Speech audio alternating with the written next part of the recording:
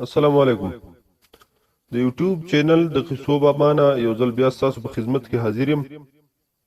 مینوالو نن یو ډیره خوندوره کیسه ما تاسو له راوړې ده. وایي چې یو لږ به ډیر زیات دروغ ویل. یو ورځ ورته مور ویل بچې لاړ شه او د دروغو دا بورې د سیند کې وغورځوه چې خلاص شي دي. هر ورځ دروغ وی. هلک ورته وی ښه ده مورې چې ته وینو زه ځم چې د دروغو دا بورې سیند کې وولم او بیا به هېڅکله هم دروغ نه ویم. هلک چې ډېر وخت پس کور ته راغی نو مور ته یې ووی مورې د دروغ بورې مې سیند کې وغورځوله.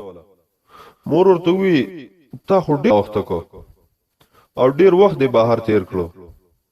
هلک ورته ووی مور چې څنګه مې د دروغو بورې سیند ته وویشته نو د سیند نه یوه اوښه راووته او ما پسې یې رامنډه کړه. مور ورته وویل بچې بیا څه وشو؟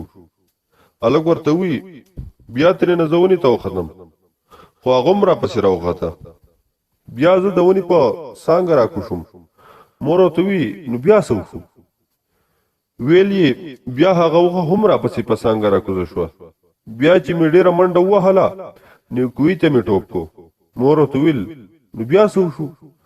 ویل هغې راپسې هم کوهي ته راودنګل. بیا زه د کوهي نه راووتم. مور ورته وی ښه نو بیا؟ هلک وی بیا هغه هم راپسې راووته.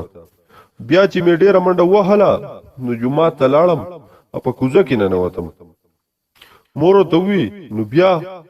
هلک وی مورې هغه راپسې هم کوزې ته رادننه شوه. بیا زه د کوزې په سوکړۍ راووتم. هغه اوښه هم راپسې راووته.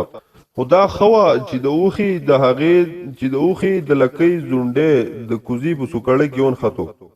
دغه شان هغه هلته بندیوانه پاتې شوه او زه ترېنه خلاص شوم او کور ته رالم. او هم د دې خبرې سره یې مور په هغه پسې لوړ راواغستو او د کور یې وځغلورو چې دا لا تا د دروغو بورې سیند ته ګزارلې ده چې دا دې غورځولې نه وې نو تا به لا څنګه خبره کوله. مینوالو د داسې نورو خوندورو قصو دپاره زموږ چینل سبسکرایب کړئ. دا ویډیو بل سره شیر کړئ. ډېره مننه.